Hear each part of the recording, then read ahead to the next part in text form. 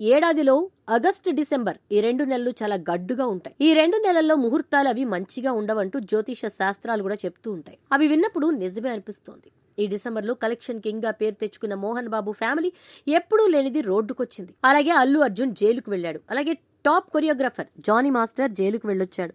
ఇలాంటి ఎన్నో సంఘటనలు జరుగుతున్నాయి. అయితే ఇండస్ట్రీకి ముహూర్తం సరిగ్గా లేదా, లేదంటే ఇండస్ట్రీని తొక్కేయాలని పొలిటీషియన్స్ కంకణం కట్టుకున్నారా అనేది అర్థం కాని విషయం. అయితే ఈ ముహూర్తాలు మారుతూ ఉన్నాయి.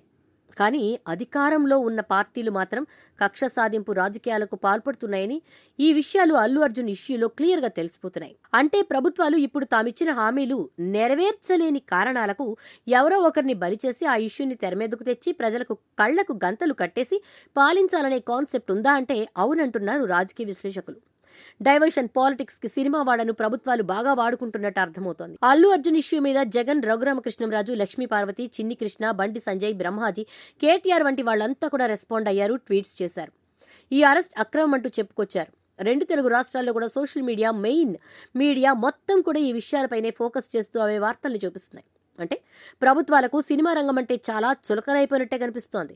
ఈ సంఘటనలు చూస్తుంటే అలాగే అనిపిస్తోంది. సమంత మీద గతంలో తెలంగాణ ప్రభుత్వం చేసిన కామెంట్స్, అలాగే కేటీఆర్ మీద కూడా చెత్త భాషతో తిట్టడం, ఇప్పుడు అల్లు అర్జున్ మీద టార్గెటెడ్ పాలిటిక్స్ చేయడం, నాగార్జున ఎన్ కన్వెన్షన్ ని కూల్చేయడం, టికెట్ రేట్ పెంచడం అనేది మొదటి ప్రభుత్వం తప్పు కంట్రోల్ అయ్యేది. ఇలాంటి సంఘటనలు జరగడానికి అవకాశాలు తక్కువగా ఉండేవి. అంటే ఇప్పుడు ప్రభుత్వానికి వ్యతిరేకంగా ఎవరు వ్యవహరించినా ఇదే గతి పడుతుంది. కాబట్టి చెప్పు కింద తేలులా పడి ఉండాల్సిందే అంటూ ప్రభుత్వాలు వ్యవహరిస్తున్న తీరు ఇప్పుడు విమర్శల పాలవుతోంది.